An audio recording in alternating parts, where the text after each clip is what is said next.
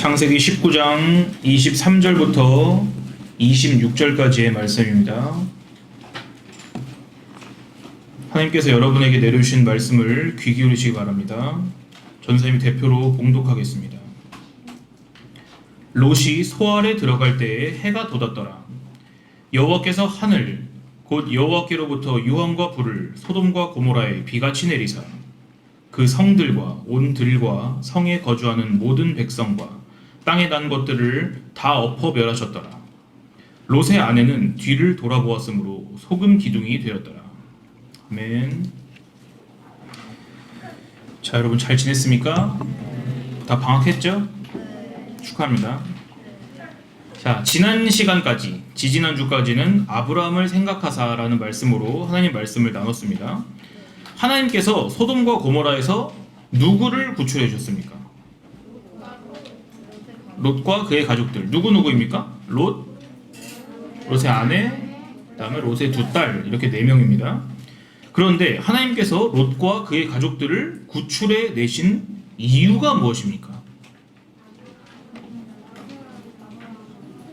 아브라함을 생각하사. 자, 그 말은 무엇이냐? 롯이 뭔가 하나님 마음에 드는 행동을 했다는 것이 아닙니다. 또는 롯이 하나님 저 좀 살려주세요 그랬습니까? 그렇게 하지 않았습니다. 자, 하나님께서 창세기 19장 29절에 오늘 읽은 말씀 다음이지만 뭐라고 쓰여 있느냐? 여러분이 말한 것처럼 하나님이 아브라함을 생각하사 롯을 그 엎으시는 중에서 내보내셨다. 그러니까 보세요. 하나님께서는 롯의 삼촌입니다. 아브라함은 롯의 삼촌 아브라함을 생각하셔서 롯을 구원해 주셨다. 이렇게 쓰여 있습니다. 지난 시간에 뭐라고 했습니까? 아브라함을 생각해서 롯을 구원해 주셨다는 게 무슨 뜻이라고 했습니까? 아브라함을 이뻐해서입니까? 그게 아닙니다.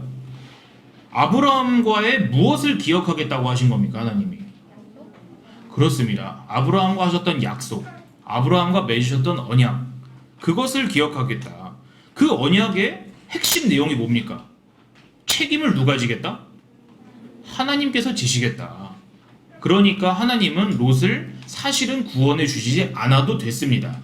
하지만 마치 우리가 예전에 뭐라 했습니까? 가시덤불 사이에 우리가 손을 넣어서 폭탄을 꺼내가지고 해체하는 것처럼, 그럴 필요가 없지만 구원해 주신 것처럼 롯을 구원해 주신 거라고 했습니다.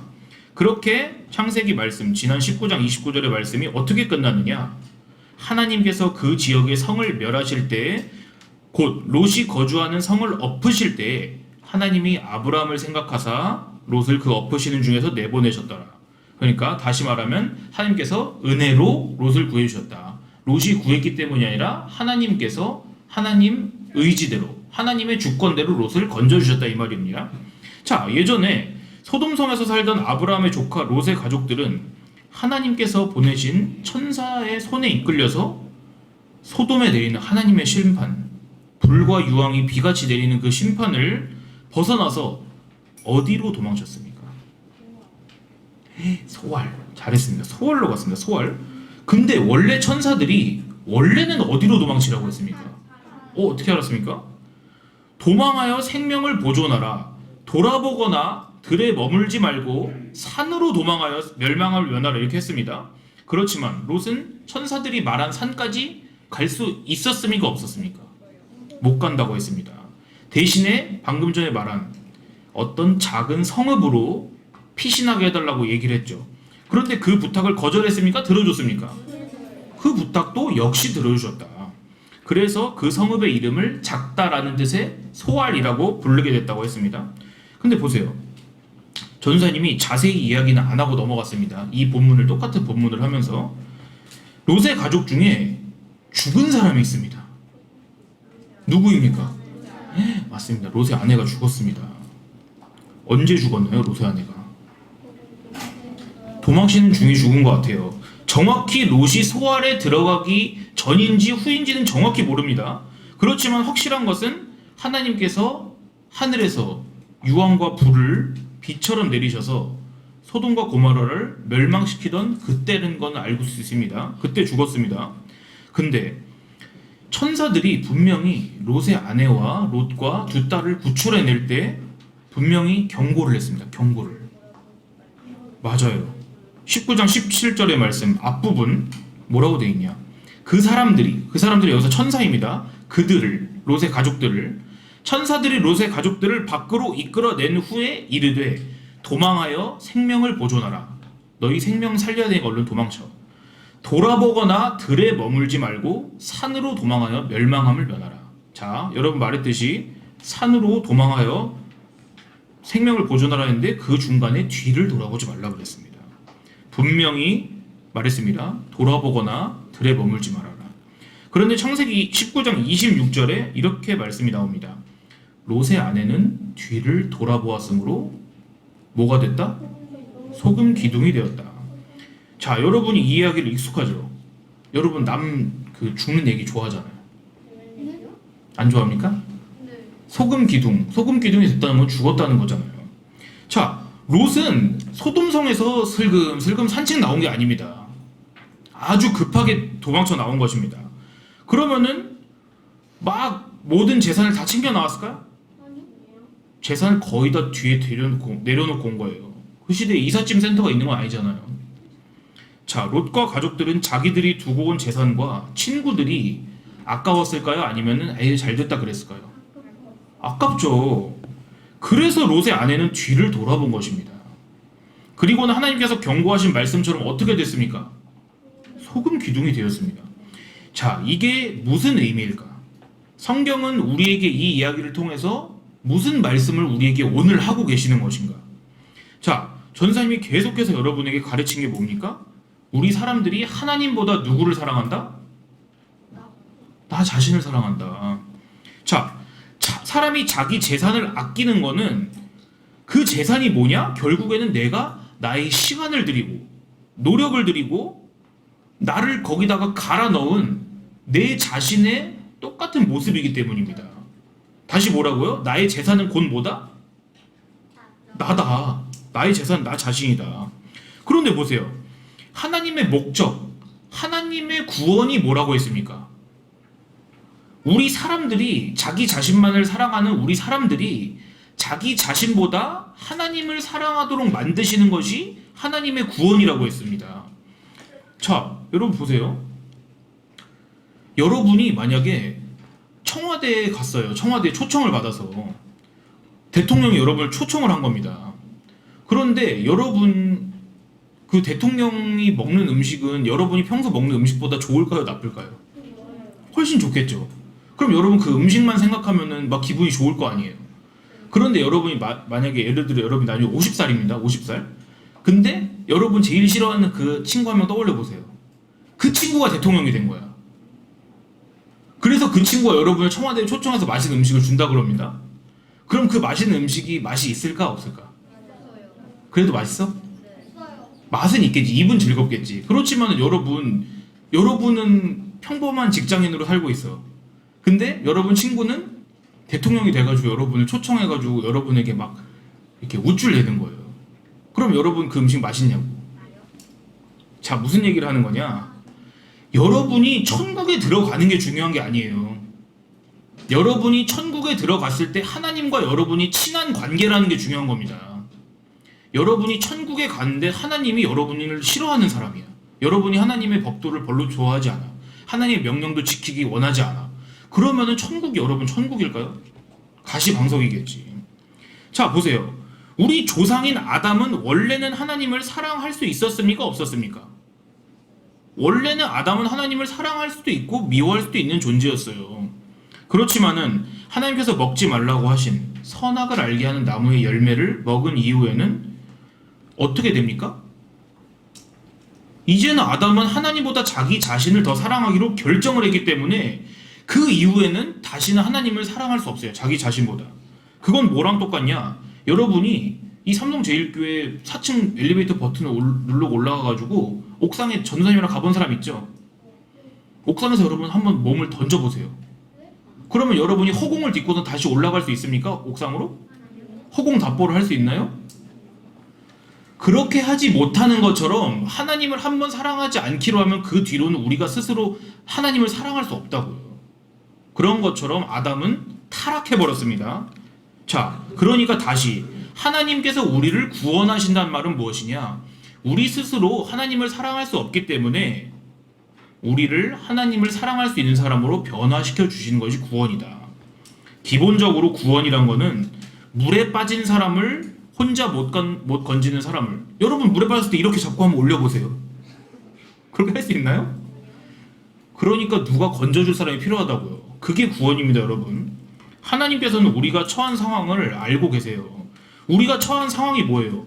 우리는 하나님을 알고 싶어 하지도 않고 하나님을 사랑하고 싶어 하지도 않는다고요. 온통 나 자신, 내가 가진 것들, 내가 앞으로 하고 싶은 것들, 내 주변에 있는 사람들, 그게 다 누구입니까? 결국엔? 그게 나예요, 여러분. 여러분 옆에 사랑하는 사람은 여러분이라고요, 사실은.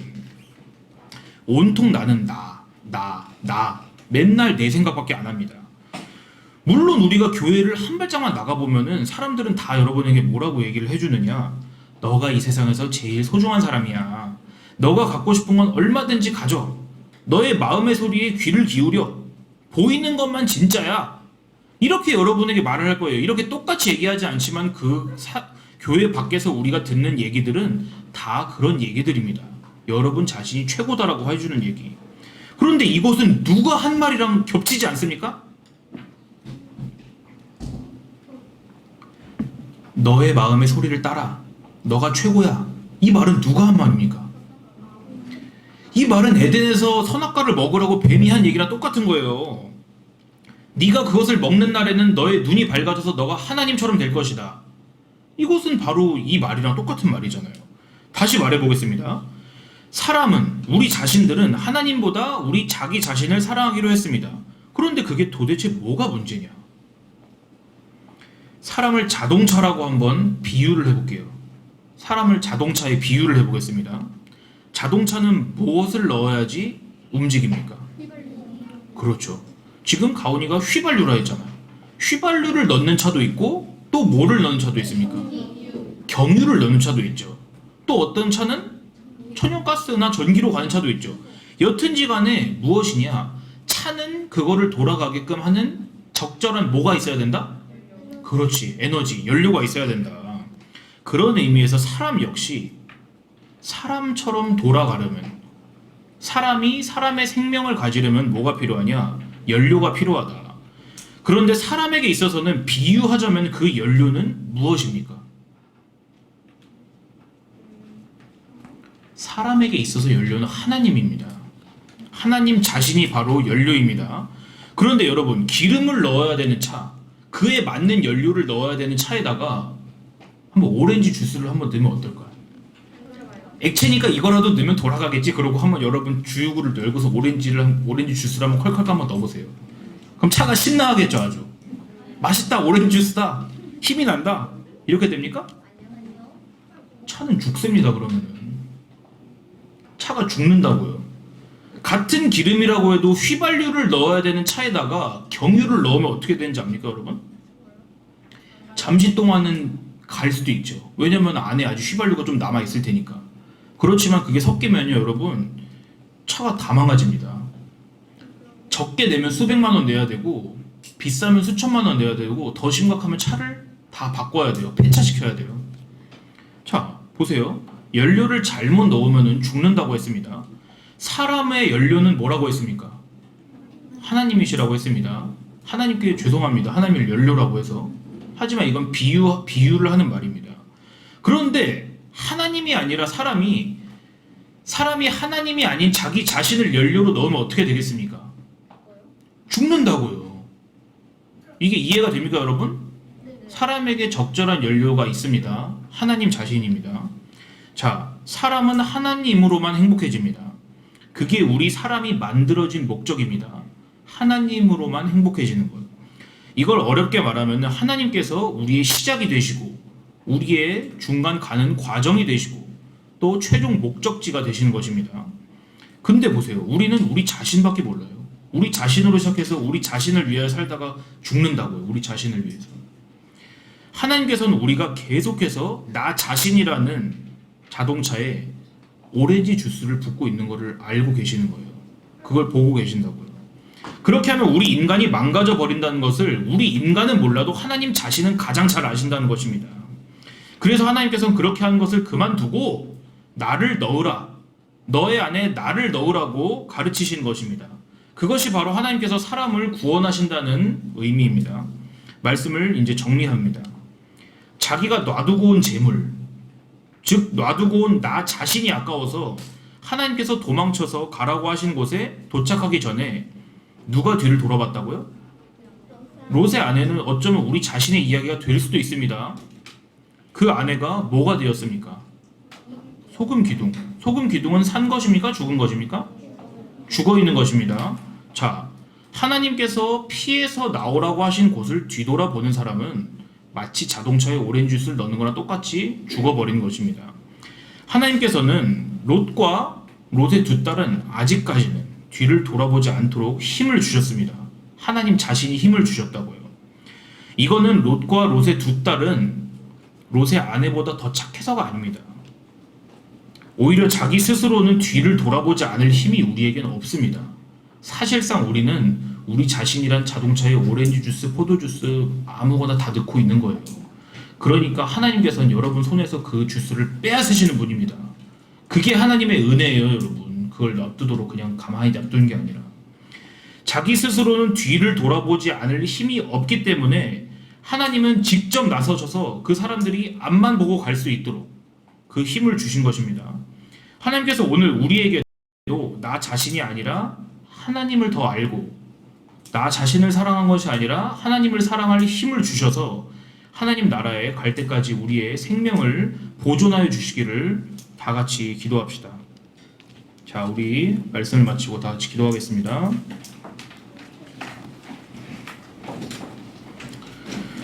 살아계신 하나님, 우리는 하나님만으로 생명을 얻고 오직 하나님만으로 행복하도록 원래 지음을 받았습니다. 그것이 우리가 하나님을 예배하도록 만들어졌다는 말의 참 뜻입니다. 그러나 하나님, 우리를 대표하는 우리 조상의 조상 아담의 때로부터 우리는 이제 더 이상 하나님을 선택할 수 있는 힘이 우리 속에 없습니다.